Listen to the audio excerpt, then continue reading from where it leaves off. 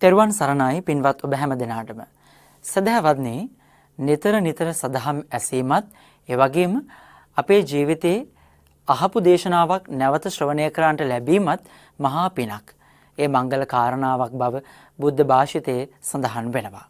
ඒ නිසාම අපි මේ සූදානම් වෙන්නේ බෞද්ධ මාධ්‍යාලය නිර්මාණය කරමින් ඔබට අපට සඳහම් අසන්නට මේ මඟ නිර්මාණය කර දෙමින් මහා පින්කම් බොහෝමයක් රටටත් මේ සම්බුද්ධ ශාසනයටත් හඳුන්වා දීලා 2017 වසරේදී අපවත් වී වදාළ පරම පූජනීය දරණාගම කුසල ධම්ම පින්වත් නායක අපේ හාමුදුරන් වහන්සේගේ අනුශාසනා ඇතිව 2016 වසරේදී බෞද්ධ මාධ්‍යාලය ශ්‍රී සම්බෝධි මහා විහාරස්ථානය සදැහැති ඔබගේ දායකත්වයේ ඇතිව උතුම් වූ විජයශ්‍රී ජයශ්‍රී මහා පූදීන් වහන්සේ අභියසත් ඒ වගේම ස්වර්ණමාලී චෛත්‍යරාජන් වහන්සේ අභියසත් සංවිධානය කරන්නට යෙදුණු මහා බෝ මහා සෑරද වන්දනා පින්කමට සමගාමීව පූජනීය කෝරළයාගම සරණතිස්ස පින්වත් ස්වාමින් වහන්සේ විසින් පවත්වන්නට යෙදුණු ඒ උතුම් වූ ධර්මදේශනාව යලිත් වතාවක් ශ්‍රවණය කරන්න. ඒ නිසා ඔබත් මමත් භාග්‍යවන්තයි පින්වන්තයි මේ උතුම් වූ දේශනාව ශ්‍රවණය කරන්නට ලැබීම. අද මේ දේශනාව විසුරුවා හරින්නට ස්වකීය දායකත්වයේගෙන කටයුතු කරන්නේ හොදපාළුව ඌරගස් මංහන්දිය ලිපිනේ පදිංචි අයිඩී ජයරත්න මහත්මයා විසින් මියගිය මව්පියන් වන අයිඩී ජීඩින් සහ එච්.ඩී. ඥානවතී දෙපළට මියගිය සොයුරාට පින් අනුමෝදන් කරන්න, ඒ වගේම සංසාරගත ඥාති වර්ගයාට පින් අනුමෝදන් කරන්නත්, ඒ වගේම සුජීවත්ව සිටින ඔහුගේ ආදරණීය දියණිය පුතුන් දෙදෙනා ඒ වගේම ඒ ආදරණීය බිරිඳටත් පවුලේ සැමටත් පරම්පරාගත සියලුම නෑදෑ හිතමිත්‍රාදීන්ටත් නිරෝගී චිරජීවනයේ ප්‍රාර්ථනා කිරීම අරමුණු කරගෙන අද මේ ධර්මදේශනාමය පින්කම සංවිධානය කරනවා. ඒ වගේම තවත් අරමුණු තිබෙනවා 1974 වසරේ සිට 1988 වසර දක්වා උතුරු මාගල ශ්‍රී විපුලසාර විද්‍යාලයේ එතුමන්ට සිබ් සතර කියා දුන් සියලුම ගුරු මෑණිවරුන් ගුරු පියවරුන්ටත් ඒ වගේම අපවත් වී වදාළ බෝධිසත්ව ගුණෝපේත බෞද්ධ මාධ්‍යාලයේ නිර්මාතෘවර පූජනීය කුසල ධම්ම හිමිපාණන් වහන්සේ ඇතුළු සංඝ මහා සංඝරත්නයට ඒ වගේම රට ජාතිය ආගම වෙනුවෙන් දෙවිපිදු රණවිරුවන්ට ත්‍රිවිධ රත්නයේ ආශිර්වාදය සහ මෙම ධර්ම දානමය පින්කම එකලෙස නවාඩුව මේ පින්කමේ පින් අනුමෝදන් කිරීමටත් ඒ වගේම දෙවියන් ඇතුළු සැමට නිවන් සුව පිණිසත් මේ පින්කම හේතු වේවා කියන ප්‍රාර්ථනාව ඇති කරගෙන අයිඩී ජයරත්න මහත්මයා මේ පින්කමට දායකත්වයේ දරමින් කටයුතු කරනවා. එහෙමනම් මේ දේශනාව එදා ස්වර්ණමාලී චෛත්‍යරාජන් වහන්සේ අභියස පවත්වන්නට යෙදුණු පූජනීය කෝරළයාගම සරණතිස්ස ස්වාමින් වහන්සේට නිදුක් නිරෝගී චිරජීවනයේ සැලසේවායි ප්‍රාර්ථනා කරමින් උන්වහන්සේ ගෞරවයෙන් নমස්කාර පූර්වකව දේශනාව වෙනුවෙන් පිළිගනිමින් මා ස්වාමින් වහන්සේට ආරාධනා කරනවා දේශනාව පවත්වන්න. අවසරයි අපේ හාමුදුරුවනේ. සාදු සාදු සාදු. චක්ඛවාලේසු අත්‍රා ගච්ඡන්තු දේවතා සද්ධම්මං මුනි රාජස්ස සුනන්තු සග්ග මොක්ඛදං ධම්මස්සවන කාලෝ අයං භදන්තා ධම්මස්සවන කාලෝ අයං භදන්තා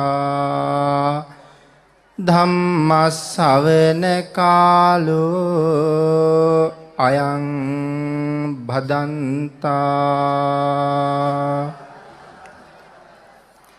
නමෝ තස්ස භගවතු අරහතු සම්මා සම්බුද්දස්ස නමෝ තස්ස භගවතු අරහතු සම්මා සම්බුද්දස්ස නමෝ තස්ස භගවතු අරහතු සම්මා සම්බුද්දස්ස.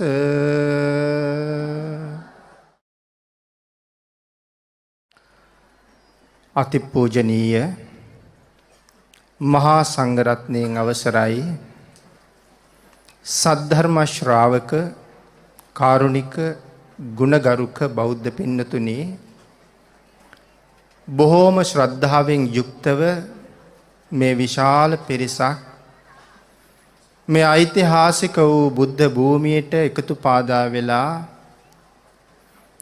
ඊයේ පටන් මහා පිංකම් රාශියකට සහ සම්බන්ධ වෙමින් මහත් වූ කුසල් අත්පත් කර ගනිමින් මහත් වූ දානමය පිංකම් සිදු කරමින් කටයුතු කරන මොහොතක තථාගතයන් වහන්සේ විසින් දේශනා කොට වදාළ අති උතුම් ශ්‍රී සද්ධර්මයේද ශ්‍රවණය කරමින් ධර්ම ශ්‍රවණානිසංසයත් ධර්මයට ආරාධනා කරමින් ධර්ම දානානිසංසයත් සිදු කරමින් කටයුතු කරන මොහොතක්.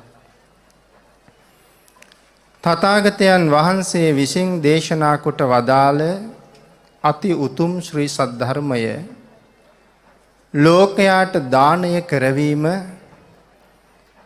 මෙච්චරක් මෙපමණක් කියලා ආනිසංස සඳහන් කළ නොහැකි මහ උතුම්ම දානමය පින්කම බවයි ධර්මයේ උගන්වා වදාළේ.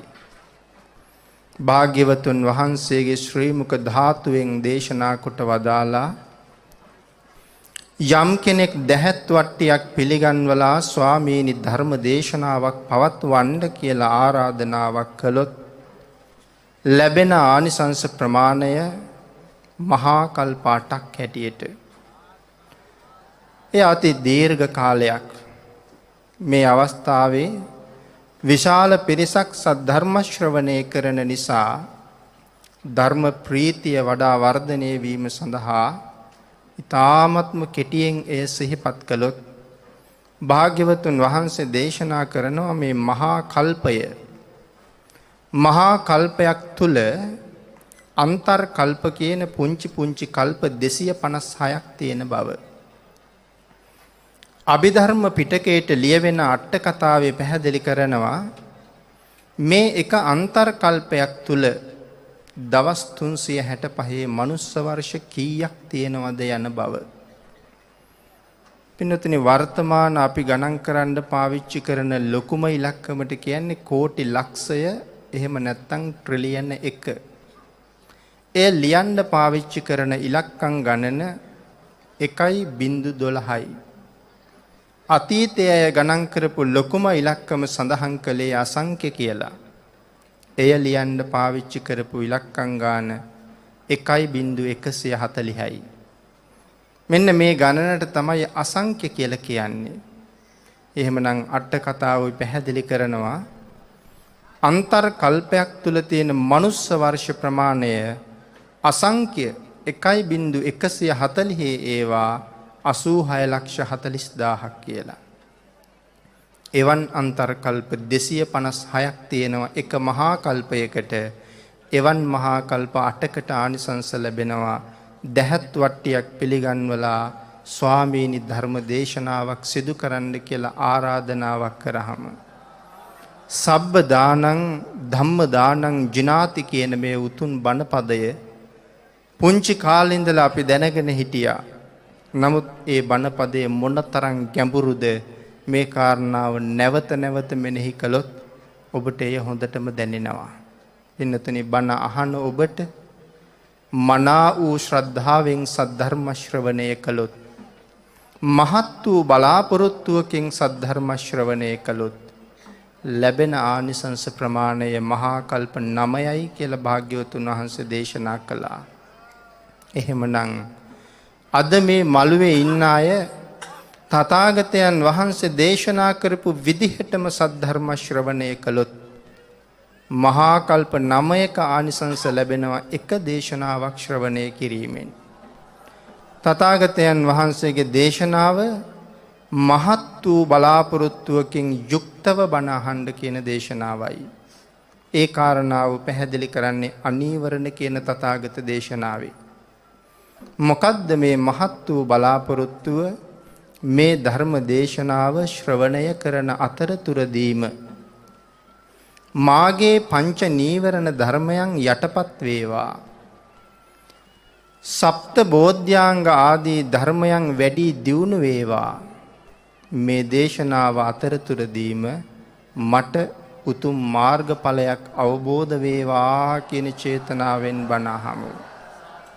මියගිය ඥාතිවරුන්ට පින් අනුමෝදන් කරාම ඒගොල්ලෝ අපෙන් පින් ගන්න පුළුවන් තැනක ඉපදිලා ඉන්නවා නම් ඒ අයට ලැබෙන ආනිසංස ප්‍රමාණය මහා කල්ප එකයි. පින්නතුනි, අපි සියලු දෙනාම මුලින් සඳහන් කළ මහත් වූ බලාපොරොත්තුවෙන් යුක්තවම මේ මොහොතේ සද්ධර්ම ශ්‍රවණය කරමු.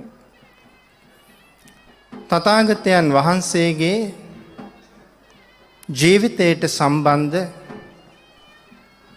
මේ උතුම් පුණ්‍ය භූමිය, පින්නතුනි, මේ පුණ්‍ය භූමිය ඉතා පූජනීය භූමියක්.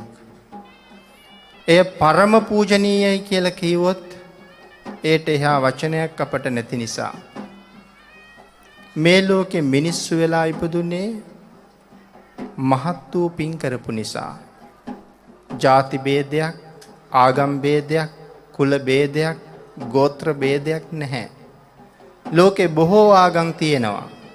නමුත් අද කුමන ආගමේ වුවත් මිනිසුන් හැටියට ජීවත් වෙන සියලු දෙනාම සංසාරේ දවසක මහා විශාල පින්කමක් කළා.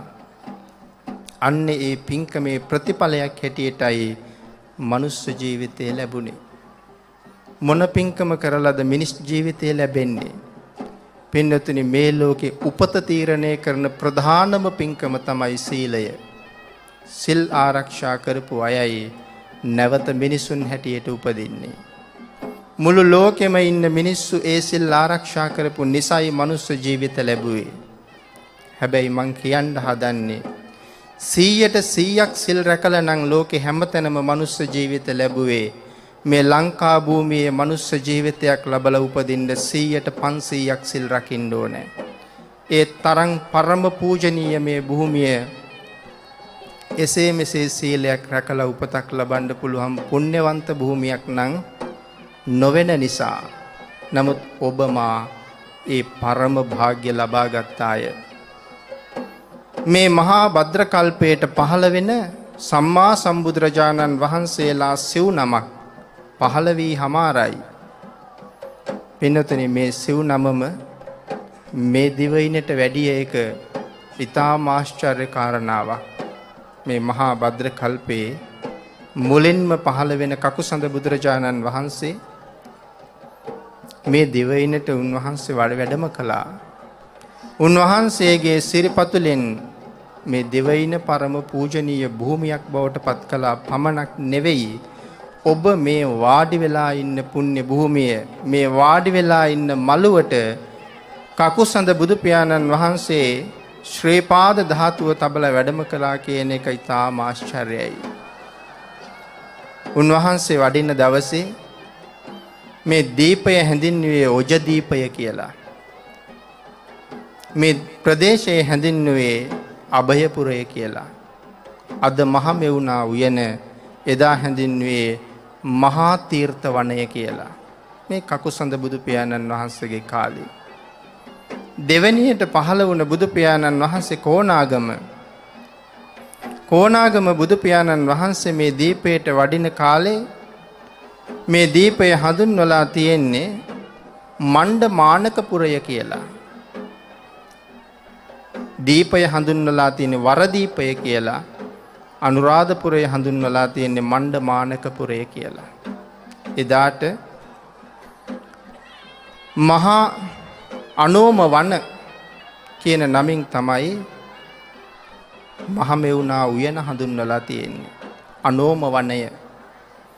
පින්නතනේ තුන්වෙනි බුදු පියාණන් වහන්සේ කාශ්‍යප බුදු පියාණන් වහන්සේ. කාශ්‍යප බුදු පියාණන් වහන්සේ වඩින කාලේ මේ දිවයින මණ්ඩදීප කියන නමින් හඳුන්වලා තියෙනවා.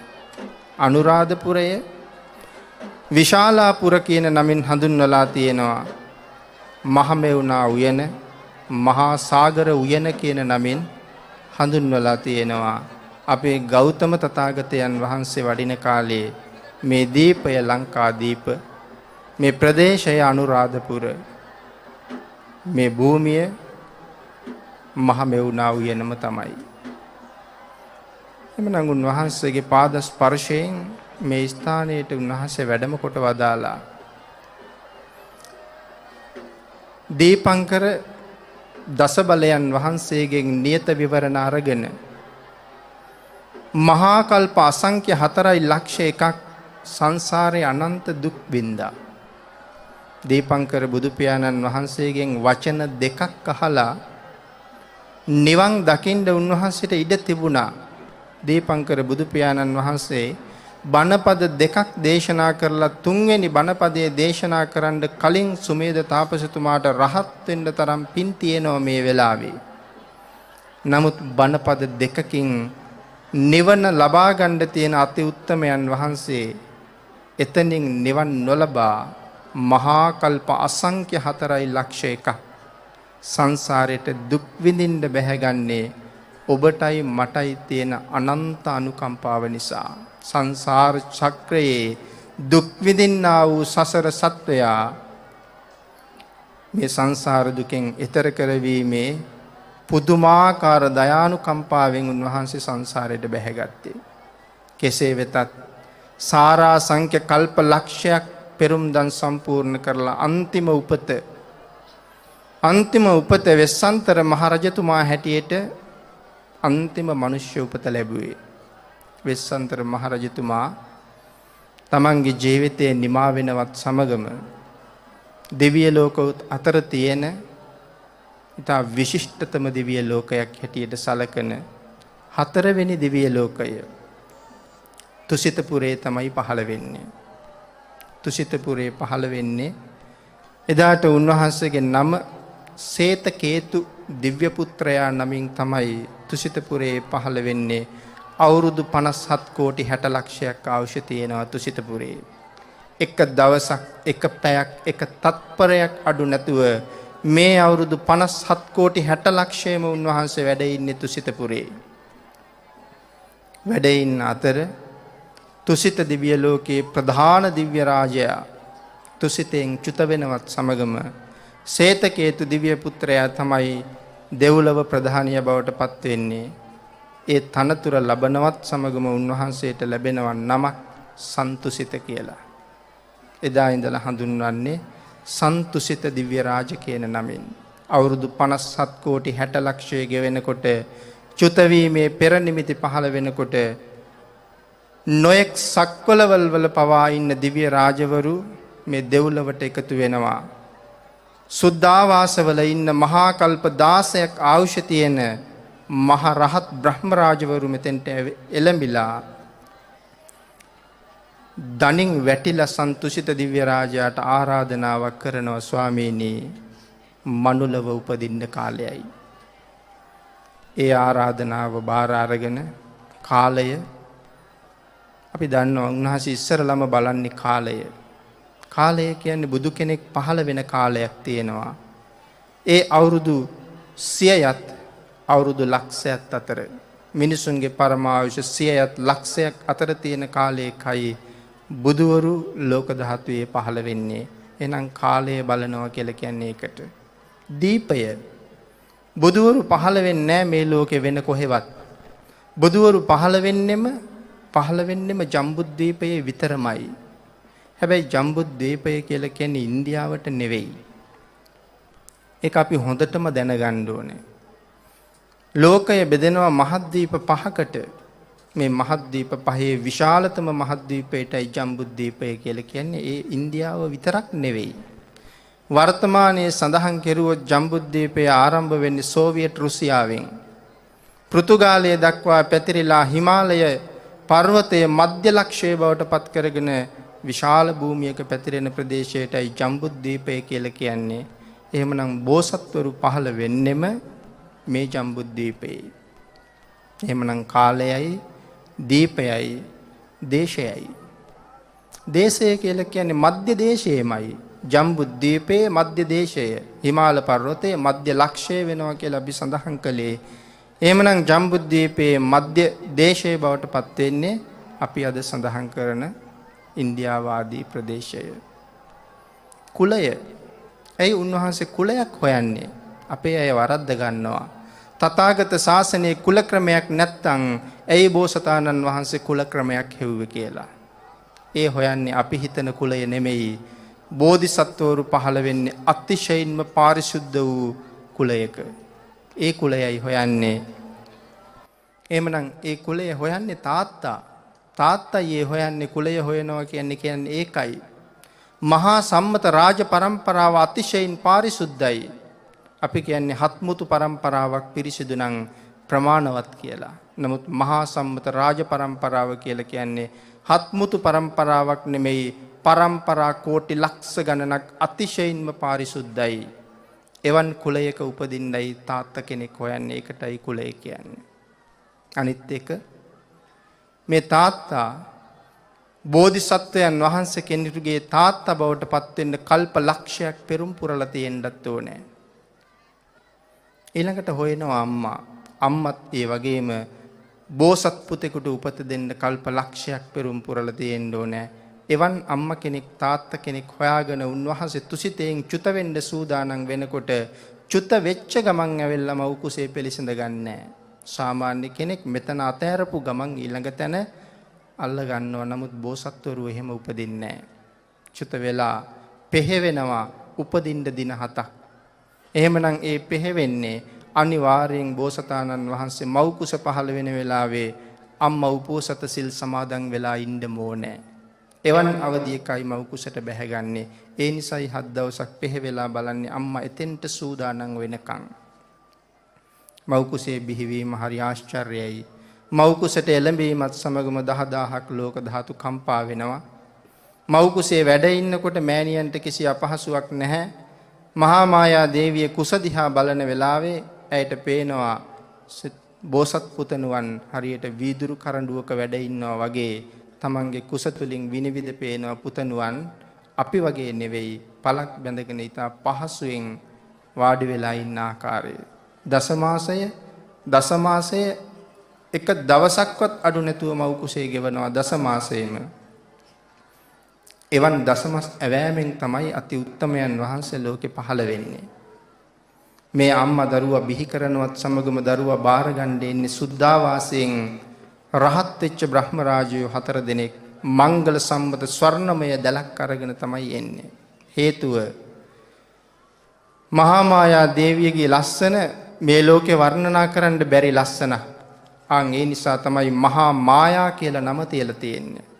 මෙවන් අති සුන්දර රූපයක් ළඟ කාමාශාවන් ප්‍රහීනේ නොකල කෙනෙක් හිටියොත් ඇය පිළිබඳව කාමසිතුවිලි පහළ වෙන්න පුළුවන් නිසා තමයි රහත් වෙච්ච බ්‍රහ්ම රාජයෝ එතෙන්ට එළඹෙන්නේ. මව් කුසෙන් බිහි වෙනකොටම මංගල සම්මත රන්දලින් බාර ගන්නවා. ඊළඟට 4 වරන් රජදරුවෝ මංගල සම්මත අඳුන් දිවි සමකෙන් බාර ගන්නවා. රජදරුවන් 4 වරන් රජදරුවන් අතින් ශාක්‍ය රජදරුවන් ඊටාම වටිනා සුදු පිළියකින් බාර අරගත්තට පස්සේ තමයි බෝසත් කුමාරයා මේ මහ පෘථුවියට පය තියන්නේ.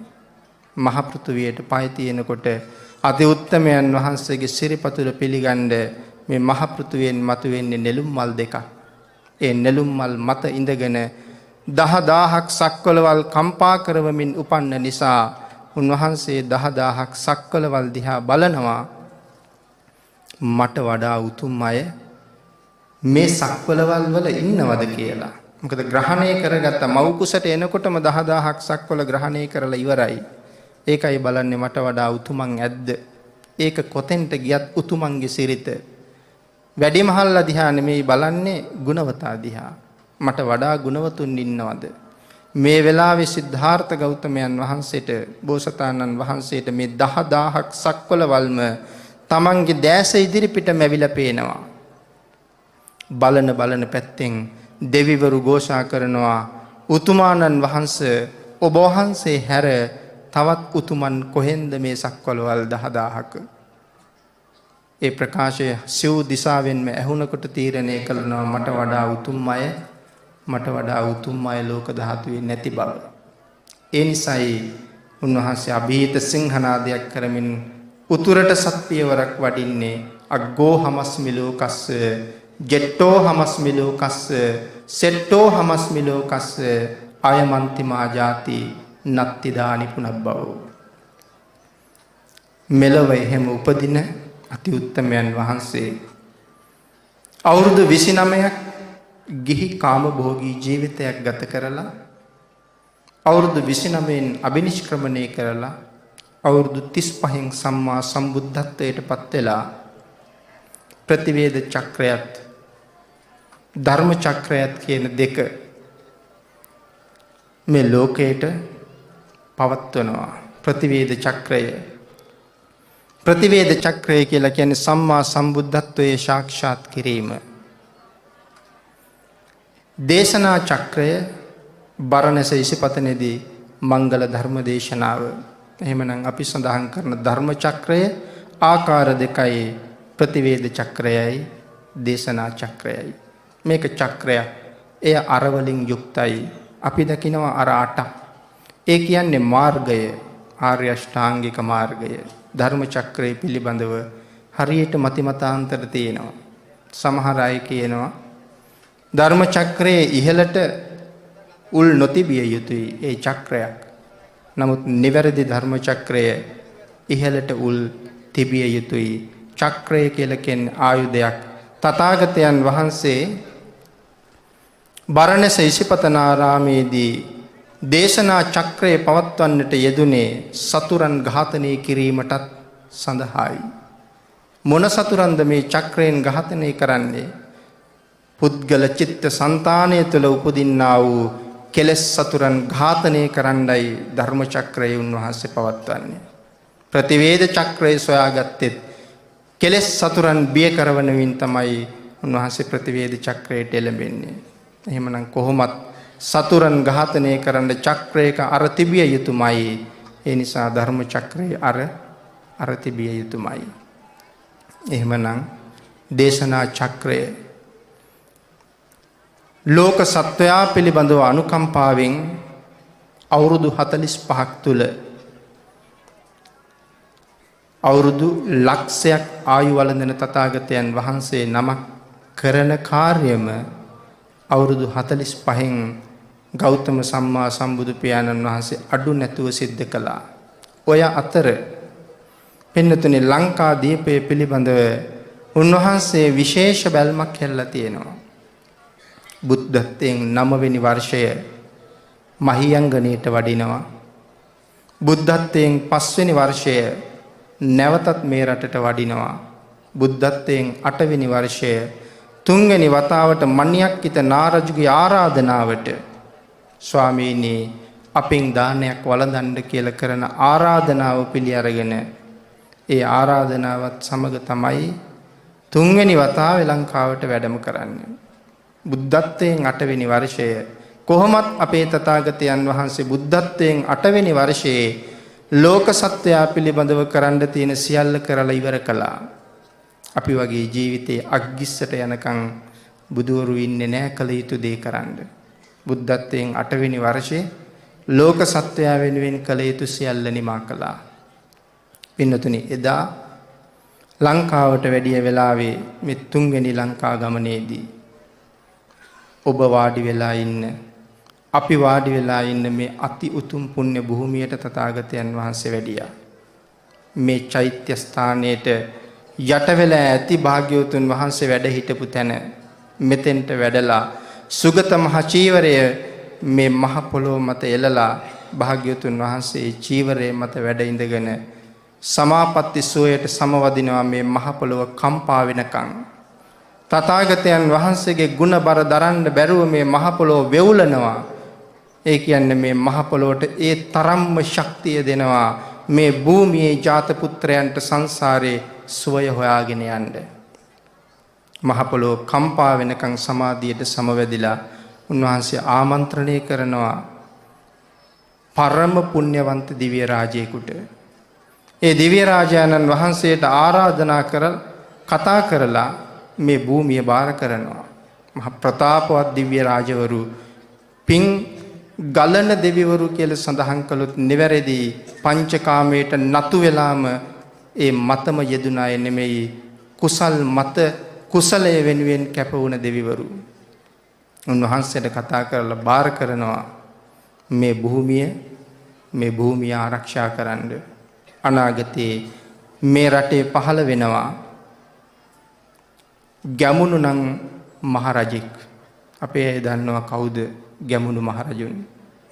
අනවම දස්සේ සම්මා සම්බුදුරජාණන් වහන්සේ දක්ෂිණ ශ්‍රාවකයාට ශ්‍රාවක පදවිය දෙනවා දැකලා අනේ මටත් ලෞතුරා බුදු කෙනෙකුගේ දකුණත් සව් වෙන්න ඇත්නම් කියන ප්‍රාර්ථනාවෙන් උන්වහන්සේ ළඟින් ඒ ප්‍රාර්ථනාව ආරම්භ කරලා අපේ බුද්ධ ශාසනයේ දක්ෂිණ ශ්‍රාවකයන් වහන්සේ සරියුත් මහරහතන් වහන්සේ සමග පවා එකට පෙරම් පුරමින් ආපු අනාගතයේ පහළ වෙන්නා වූ මෛත්‍රී සම්මා සම්බුදුරජාණන් වහන්සේගේ දක්ෂිණ ශ්‍රාවකයන් වහන්සේගේ අන්තිම උපතයි ගැමුණු කියලා කියන්නේ. මොනතරම් භාග්‍යයක්ද ඒ උත්තමයන් වහන්සේගේ අන්තිම උපත මගේ දේශයේ අපේ දේශයේ සිදුවීම. ඒ නිසා තථාගතයන් වහන්සේ දේශනා කරනවා මේ දිව්‍ය පුත්‍රයාණන් වහන්සේට උන්වහන්සේ නමින් හඳුන්වන්නේ විශාල රූප කියලා මේ දිව්‍ය රාජෝත්තමයාණන් වහන්සේ. මේ දේශනා කරන ධර්මය මේ කරන පින්කම් වාඩි වෙලා ඉන්න ඔබ සියලු දෙනාම මේ මොහොත වෙනකොටත් ඒ උතුමාණන් වහන්සේගේ නේත්‍රයට පේනවා. තථාගත සම්මා සම්බුදු පියාණන් වහන්සේගේ ශ්‍රාවකයෝ අපමණ ශ්‍රද්ධාවෙන් බුදුන් පුදන බව දැක උන්වහන්සේ මේ මොහොතේ ප්‍රීතියෙන් පිනා යනවා නොඅනුමානයි. මේ භූමිය බාර කරන්නේ උන්වහන්සේට විශාල රූප ගැමුණු මහරජුන් මහසෑය හදනතුරු මේ භූමිය ඔබ ආරක්ෂා කරන්න ඕනේ. මහසෑය හැදුවට පස්සේ සම්මා සම්බුද්ධ ශාසනයේ පවතිනතුරු සර්වඥ ධාතුන් වහන්සේගේ පරිනිර්වාණය දක්වා මේ භූමිය ආරක්ෂා කිරීමේ වගකීම ඔබට බාරයි කියලා තථාගතයන් වහන්සේ පැවරුවා.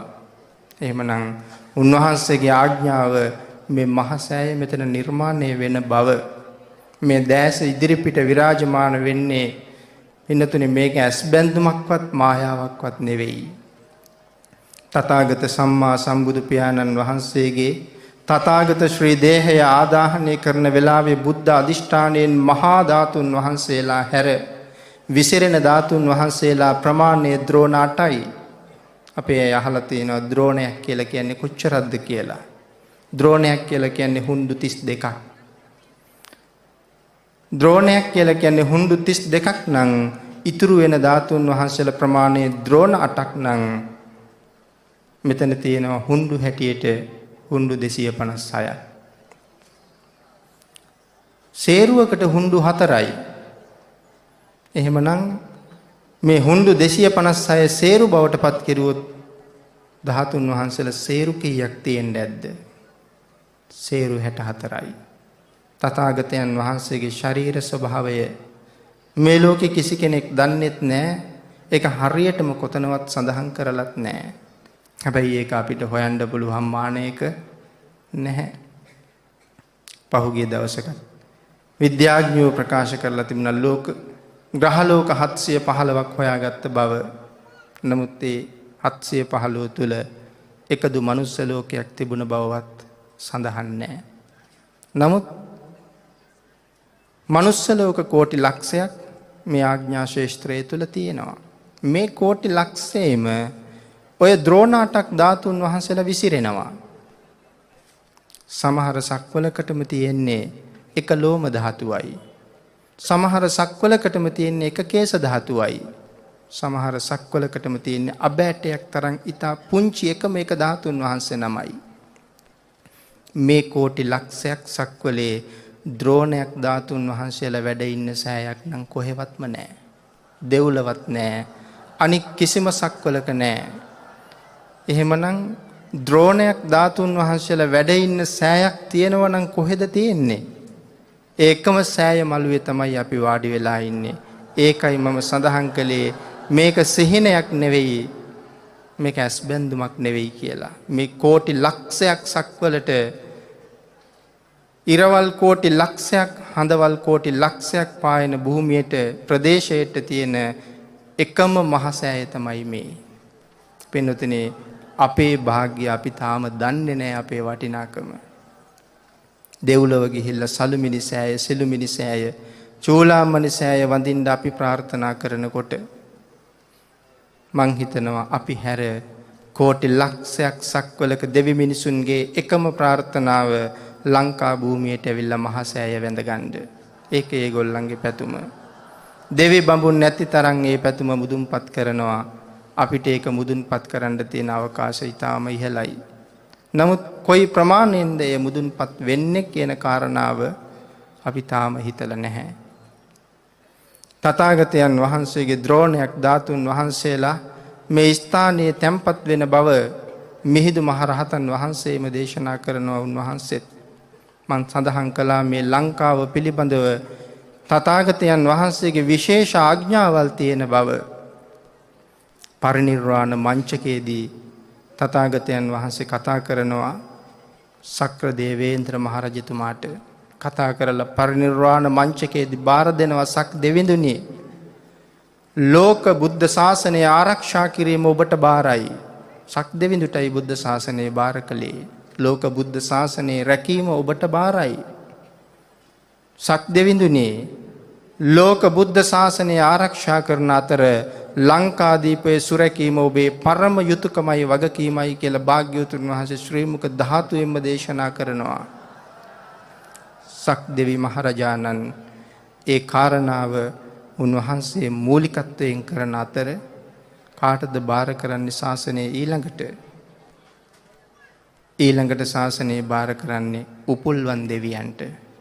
අපි සමහර වෙලාවට අපි ඔක්කොම කතා කරන්නේ විෂ්ණු දෙවියන්ට බාර කළා කියලා. ශෝකජනක ඛේදජනක සිදුවේ මේකයි. තථාගතයන් වහන්සේගේ ශ්‍රාවකයන් වෙච්ච අපි වෙනත් මතවාද ඔස්සේ ගමන් කරලා අපේ තියෙන බෞද්ධකම නැති කරගන්න එක. විෂ්ණු කියලා දෙවි කෙනෙක් සම්මා සම්බුද්ධ ශාසනයේ කිසිම තැනක සඳහන් කරන්නේ නැහැ. නමුත් අපි හැමෝම අපි පූජාවක් කරන්න ගියත් බොහෝ දෙනා සූදානම් වෙන්නේ නිල් රෙදි කෑල්ලක් අරගෙන විෂ්ණු දෙවියන්ද පුදන්න. එතනම අපි මිත්‍යා දෘෂ්ටික වෙලා ඉවරයි. එතනම සීලබ්බත පරාමාසවලට අපි යට වෙලා ඉවරයි. විෂ්ණු කියලා දෙවි කෙනෙක් සම්බුද්ධ ශාසනයේ නැහැ. ශාසනයේ බාර කරන්නේ සක් දෙවිඳු උපුල්වන් දෙවියන්ටයි. ඒ සක් දෙවිඳු ළඟට ඉන්න මහ ප්‍රතාපවත්ම දිව්‍ය රාජයෙකුටයි උපුල්වන් දිව්‍ය රාජයෝ කියලා කියන්නේ. උන්වහන්සේලාට මේ මොහොතේ මේ අපි කියන දේවල් ඇහෙනවා. මොකද මේ මහ පිංකම දිහා බලන නිසා. එහෙනම් එතනත් භාග්‍යවතුන් වහන්සේ දේශනා කළා ලංකාදීපය විශේෂයෙන් රකින්න කියලා. තථාගත සද්ධර්මය අරගෙන අපේ රටට ආවේ දඹදිව උරුමයයි මේ රටට වැඩියේ. කවුද දඹදිව උරුමය? මහින්ද යුව රජතුමා. දඹදිව උරුමය දීප චක්‍රවර්ති ධර්මාශෝක රජතුමාගෙන් පස්සේ දීප චක්‍රවර්ති බවට පත්වෙන යුව රජතුමා මහින්ද කුමාරයා. නමුත් ශාසනයට ඇතුල් කරනවා වෙන කොහාටවත් යවුවද? වෙනත් ප්‍රදේශ රැසකට ධර්මයේ ව්‍යාප්ත කළත් මෙහෙට එව්වේ මහරජෙක්. ටිකක් මහරජෙක් නෙමේ රජවරු 1000ක් පිරිවරන මහරජෙක් තමයි මෙහාට එවලා තියෙන්නේ. ඒ විශේෂ ඇල්මක් තිබුණ නිසා. එහෙමනම් ඒ මහරජාණන් අපේ රටට පැමිණෙන්නේ තථාගත ශාසනයේ මහරජෙක් හැටියට. උන්වහන්සේ මේ භූමියට වැඩම කරලා උන්වහන්සේ වඩිනකොට එවකට මේ රටේ රජු ලෙස හිටිය දේවානම්පියතිස්ස මහරජුන් සමග මේ ස්ථානයට වඩින වෙලාවේ මහරජුන්ට ලැබෙන සුවඳ මල් මහරජුන් මිහිඳු මාහිමියන් අතට දෙනවා. ස්වාමීනි සුවඳ මල්. මිහිඳු මහරහතන් වහන්සේ මේ භූමියේ ඒ සපු මල් ටික තැම්පත් කරනකොට මේ භූමිය දෙබෑ වෙලා පුපුරලා ඉරි තැලෙනවා. මහරජුන් අහනවා ස්වාමීනි හේතුව? මහරජතුමනි තථාගතයන් වහන්සේ යම් දවසක සුගත මහ චීවරයේ මේ බිම එලාගෙන මෙතන වැඩ ඉඳලා තියෙන බවට සාධකයක් මේ තියෙන්නේ.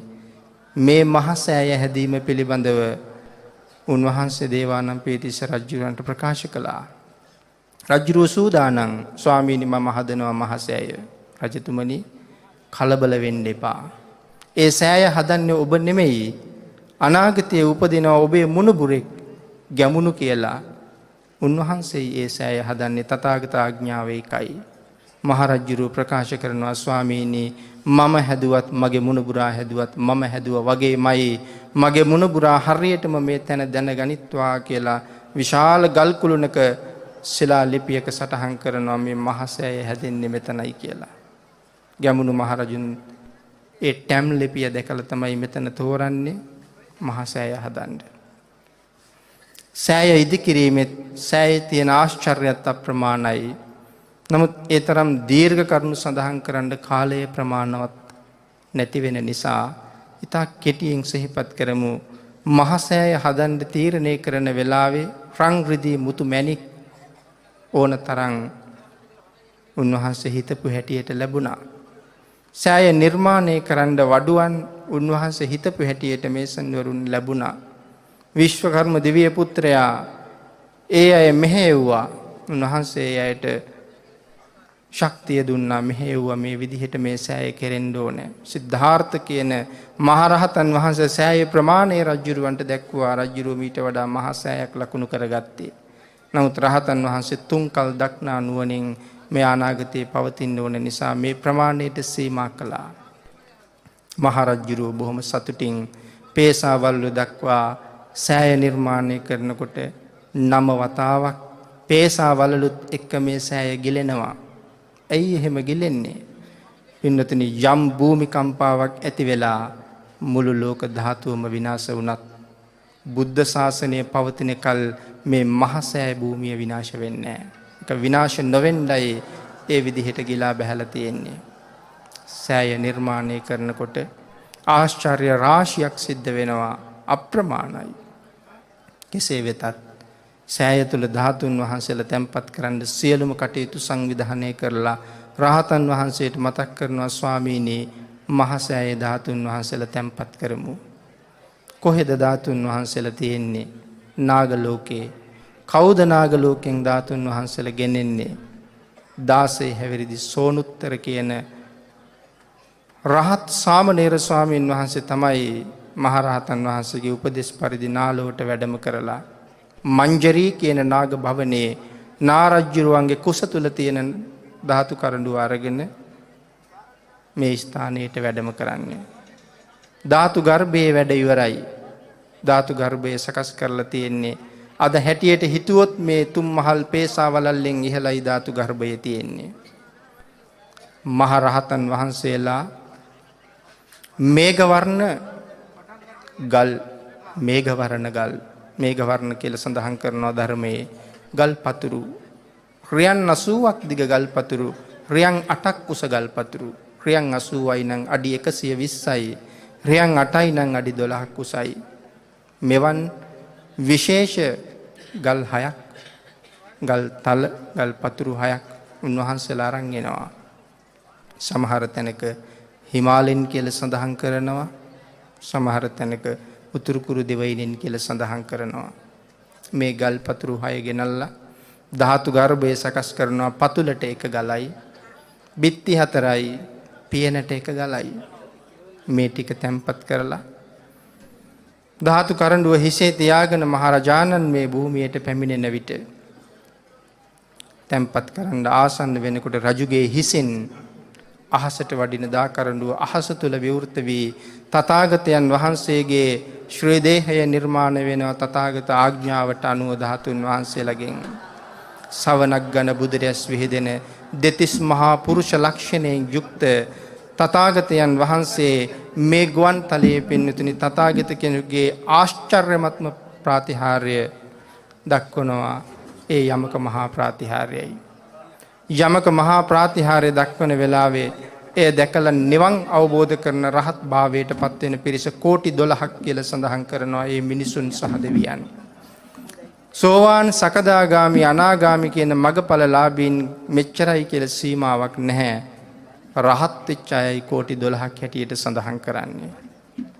එහෙමනම් ඒ ප්‍රාතිහාර දක්වලා ධාතුන් වහන්සේ නැවත කරඬුවට වැඩම කරලා රජුවතට ලැබෙනකොට මහරජාණන් මේ ඇතුලේ සකස් කරලා තියෙන ධාතු ගර්භය තුල අඩි 120ක් දිග අඩි 12ක් උස විශාල ශාලාවක් සෑය තුල තියෙන්නේ. අඩි 120ක් දිගයි ඒ ශාලාව. භාග්‍යවතුන් වහන්සේට රත්තරන් ඇඳක් සයනයක් ඒ ධාතු ගර්භය තුල තියෙනවා. ධාතුන් වහන්සේ සයනය තුල තැන්පත් කරලා අදිෂ්ඨාන කරනවා ස්වාමීනි ජීවමාන සංඥාවෙන් එදා පරිනිර්වාණ මංචකයේ කෙසේ සැතපුණේද මගේ තථාගතයන් වහන්සේ මා සැදූ ආසනය තුල එසේම සැතපෙනසේක්වා කියලා කරපු ආරාධනාව සමග භාග්‍යවතුන් වහන්සේගේ ශ්‍රී දේහය මේ ධාතුන් වහන්සේලගෙන් නිර්මාණය වෙලා මේ මහසෑය තුල වැඩ ඉන්නවා සැතපීලා. තාමත් ෂඩ්වර්ණ රශ්මිය මහසෑය ඇතුලේ ඒ විදිහටම විහිදෙනවා. එන්නතුනේ කොහොමද වැඩ ඉන්නේ? අපි මහසෑය වඳින ගාථාවක් තියෙනවා.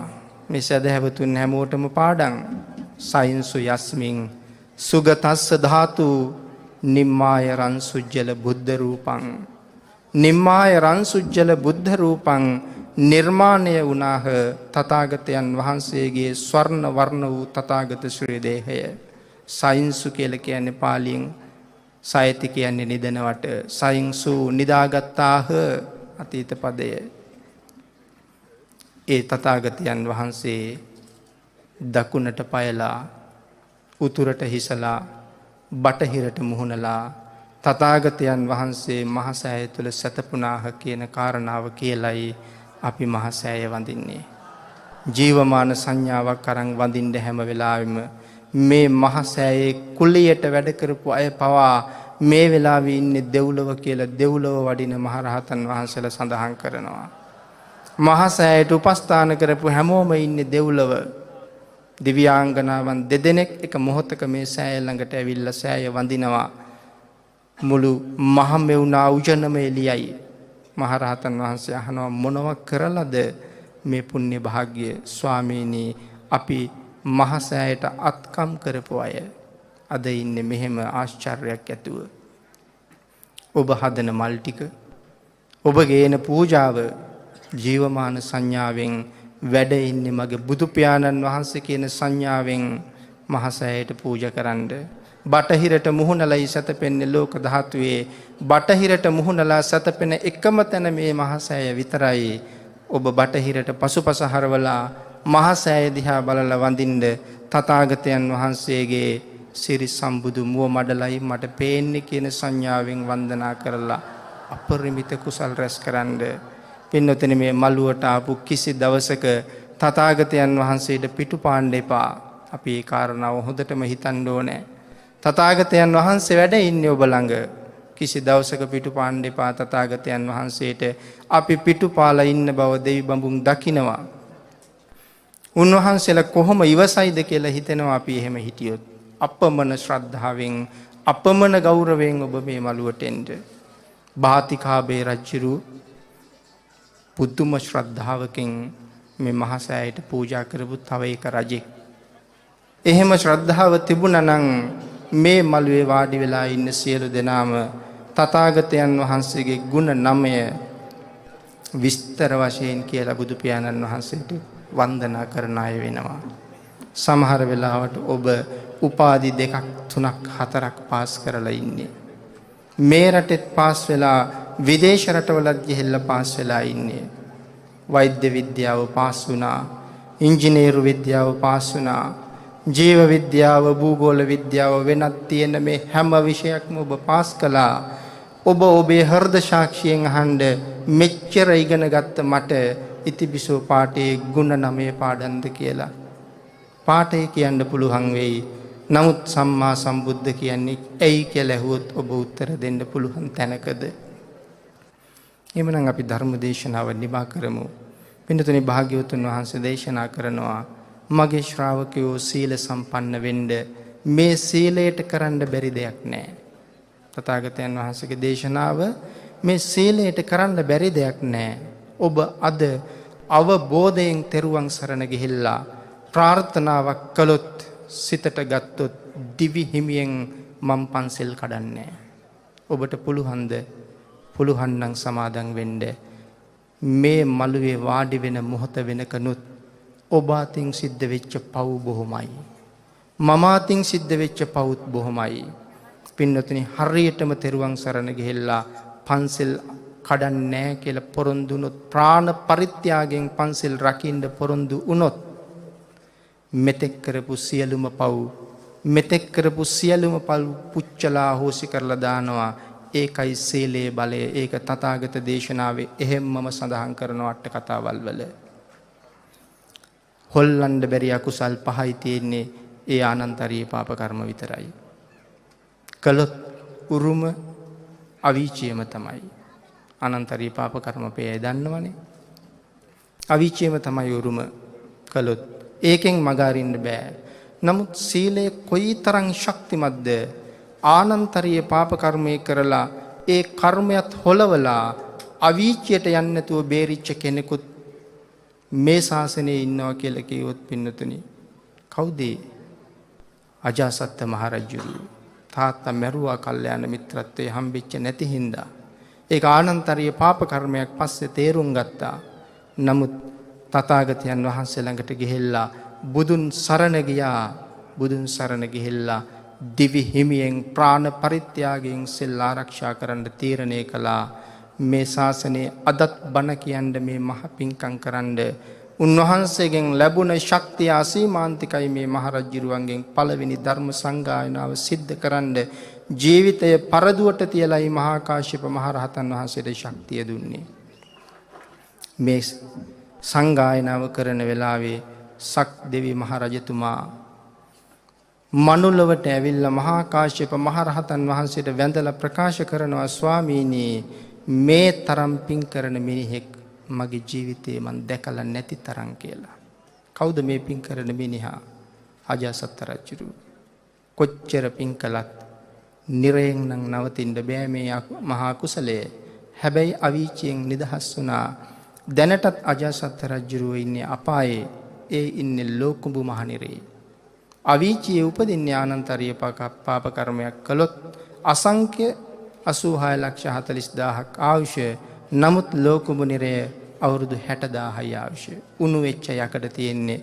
මේ වෙනකොටත් මහරජතුමා පෙන දදා පැහැෙනවා මේ අපායේ. පතුල හොයන්න යනවා කකුල් දෙක උඩට, ඔළුව යටට පැහි පැහි. අවුරුදු 30,000ක් යනවා පතුල හොයාගන්න. තාමත් බුදු පියාණන් වහන්සේ පිරිනිවන් පාලා අවුරුදු 2559 නම් අජාසත්ත මහරජුරවන්ට ලෝකුඹු නිරේ පතුල හොයන්න තවත් අවුරුදු 27,000 ගණක් එහෙම්මම ඉතුරුයි. පතුලට ගිහිල්ලා හිස පතුලේ වැදුනහම හිස අනිත් පැත්තට හැරිලා කකුල් පහලට හැරිලා ගොඩට එන්න අවුරුදු 30,000යි. යටට යන්න 30,000යි. උඩට එන්න 30,000යි. අසංඛ්‍ය 86,40,000ක දුක අවුරුදු 60,000න් කෙරවල කරනවා කියලා කියන්නේ දූවිලි අංශුවකටත් වඩා බොහොම ටිකයි. එහෙම ගොඩ ඇවිල්ලා මෛත්‍රී බුදු පියාණන් වහන්සේ පහළ වෙන්න කලින් උන්වහන්සේ පසේ බුදු වෙලා පිරිනිවන් පානවා. සීලයකට පුළුවන් මේ මහා කර්මය නමුත් හොලවන්න. තථාගත සම්මා සම්බුද්ධ ශාසනයේ සීලය අත්‍යවශ්‍යමයි. ප්‍රඥාව දියුණු කරන්න. පින්නතුනේ අපි කල්පනා කරමු, මේ මළුවේ ඉඳලා තීරණය කරමු, අවබෝධයෙන් තෙරුවන් සරණ යනවමයි. තථාගතයන් වහන්සේගේ ආශ්චර්යාද අපි දැක්කමයි. ඒ සවනක් ගන බුදුරැස් අපි දැක්කමයි. ස්වාමීනි, ඔබ වහන්සේගේ ශ්‍රාවකයෙක් බවට මෙතෙන් පටන් පත් වෙනවමයි කියන තීරණයට ඇවිල්ලා මෙතෙන් පටන් දිවි හිමියෙන් ප්‍රාණ පරිත්‍යාගයෙන් පන්සල් මං ආරක්ෂා කරනවාමයි ස්වාමීනි කියන පොරොන්දුව මේ මළුවේදී භාග්‍යවතුන් වහන්සේ ළඟ තියලා නැගිටින්න ඔබ වෙනුවෙන් දිව්‍ය විමානය දාට විවෘත වෙනවා.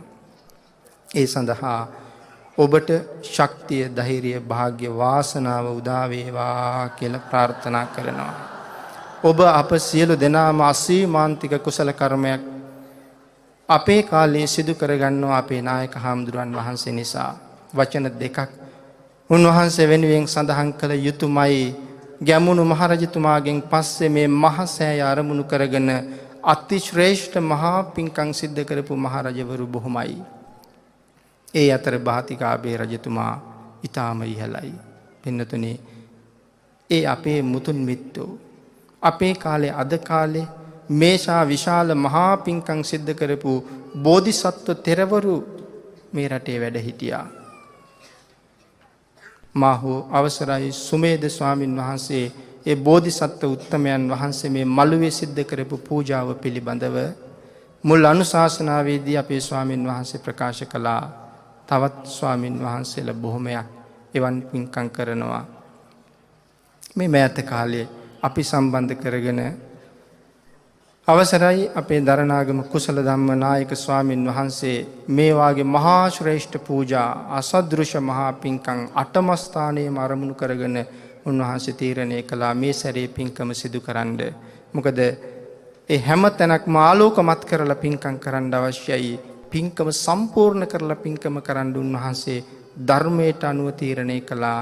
ඒ නිසයි අපි සියලු දෙනා අතුරු සිදුරු නැතුව මහසෑ මළුවේ මේ මහා පින්කම සිදු කරගන්න අද අවස්ථාව ලබා ගත්තේ. එහෙනම් ආශ්චර්යමත් වූ මහසෑය කෝටි ලක්ෂයක් සක්වලට තියෙන එකම මහසෑය අපගේ නිවන් දොරටුව අභියස අපිව තැම්පත් කරලා අපිට කුසල් රැස් කරලා දෙන්න උන්වහන්සේට ශක්තියක් තියෙනවා. එහෙමනම් අපි රැස් කරගන්න සියලුම කුසල් ස්වාමීනි ඔබ වහන්සේට අනුමෝදන් වේවා. මේ ලංකා බුද්ධ ශාසනය තවත් ජීවමාන කරවන්න අපි වාගේ සදහැවතුන්ගේ සදහැසිත සදහැයෙන් පුරවන්න මහා පිංකම් කරන්න ඔබ වහන්සේට තවත් ශක්තිය ධෛර්යය භාග්‍ය වාසනාව උදා වේවා කියලා ආශිර්වාද කරමු. උන්වහන්සේලා පෙන්වන මේ උතුම් මාර්ගයත් එක්ක මෙතෙන් පටන් මෙවක් පටන් නිවන සඳහාම යොමු වුණ සුගතිය සඳහාම යොමු වුණ ජීවිතයක් ගතකරන්න උතුම් රත්නත්‍රයේ සරණ යන්න අපි සියලු දෙනාට ශක්තිය ධෛර්යය භාග්‍ය වාසනාව උදා වේවා කියලා ප්‍රාර්ථනා කරමු. සත් ප්‍රාර්ථනා කරනවා මෙම පින්කම සාර්ථක කර ගැනීමට පූජ්‍ය අවසරයි දරණාගම කුසල ධම්ම ස්වාමීන් වහන්සේට සහාය දැක්වූ සියලුම දෙනාට නිදුක් නිරෝගී සුව සම්පත උදා වේවා කියලා ප්‍රාර්ථනා කරනවා. දේශකයාණන් වහන්සේට ආශිර්වාද ප්‍රාර්ථනා කරනවා කල්යාණ මිත්‍රත්වයෙන්. ඒ ප්‍රාර්ථනා කරන උතුම් ආශිර්වාදය මම හදලා වඩලා පෝෂණය කරපු මගේ මෑණියන්ටත් පියාණන්ටත් සහෝදරියන්ටත් සහෝදරත්වයෙන් ආශ්‍රය කරන සියලු දෙනාටමත් ශිල්පේ ශාස්ත්‍රයේ කියලා දුන්න ගිහි පැවිදි ආචාර්ය මණ්ඩලයේ සියලු දෙනාටමත් පැවිදි ජීවිත සුරක්ෂිත කර කල්යාණ මිත්‍ර ගුරු පියවරුන් සියලු දෙනාටමත් සිව්පසයෙන් අපුපස්ථාන කරන දායක කාරකාදී පින්නතුන් සියලු දෙනාටමත් කල්යාණ මිත්‍රත්වයෙන් ආශ්‍රය නිශ්‍රය කරන ධර්ම මාර්ගයේදී මුණ ගැහිච්ච